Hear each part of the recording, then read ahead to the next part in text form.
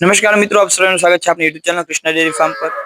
શું મિત્રો તમારું કોઈ પણ પશુ તમારું છે, તમે લાવ્યો છો અને ખોરાક સારી રીતે નથી કરતું, અથવા કોઈ ગાય છે જે ખાતા ખાતા એનો ખોરાક બંધ થઈ ગયો છે।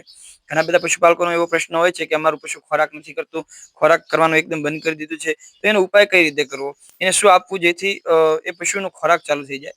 મિત્રો એકદમ સરળ, સસ્તો અને એ મફત એવું નહીં કહું, પણ હા થોડું એમ કહી શકાય કે સસ્તો એવો ઉપાય લઈને આવ્યો છું, જે તમે ઘરેલુ ઉપયોગ કરી વસ્તુનો ઉપયોગ કરી તમારા પશુનો જે ખોરાક છે એ તમે સહી કરી શકો છો। એનો ઉપયોગ કરીને એનો ખોરાકમાં તમે વૃદ્ધિ કરી શકો છો।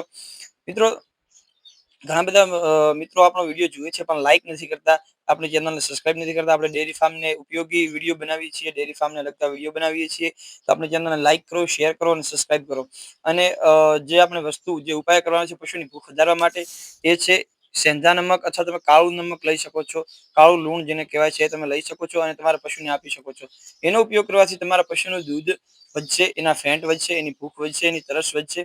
અને તમારે 20 ગ્રામ એના પશુના ખોળમાં એડ કરવાનું છે, કાયમિક આપશો તો તમારા પશુ માટે બહુ ફાયદાકારક છે। તમારા પશુનું દૂધ વધારવા માટે ફાયદાકારક છે, ફેટ વધારવા માટે ફાયદાકારક છે। અને મિત્રો એક બીજો પણ ઉપાય છે, જો પશુ વધારે બીમાર જેવું લાગતું હોય અથવા સાવ ખોરાક બંધ કરી દીધો હોય, તો તમે બજારમાંથી લીવર ટોનિક લાવી અને પશુને આપી શકો છો। લીવર ટોનિક તમારા પશુના જે ભૂખ છે એને વધારે છે, એની તરસને વધારે છે, જેથી જેટલું વધારે પાણી પીએ એટલું એને દૂધ બનાવવામાં સરળતા રહે છે, અને એનું દૂધમાં પણ વૃદ્ધિ થાય છે, એના ખોરાકમાં પણ વૃદ્ધિ થાય છે।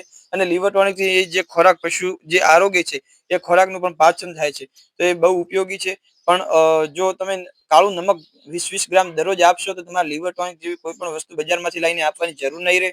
અને આ બધું કરતાની સાથે તમારે સૌથી જરૂરી, એક સૌથી સરળ, તમે જો બનાસ ડેરીમાં દૂધ ભરાવો છો અથવા કોઈ પણ પશુપાલક છો, તો તમને બધાને માહિતી હશે કે ડીવર્મિંગ ગોળી આવે છે, અથવા ડીવર્મિંગ લિક્વિડ ફોર્મમાં પણ એની દવાની બાટલી મળે છે, એ તમે લાવીને પશુને આપી શકો છો। ડીવર્મિંગ કરવું પશુ માટે બહુ જરૂરી છે।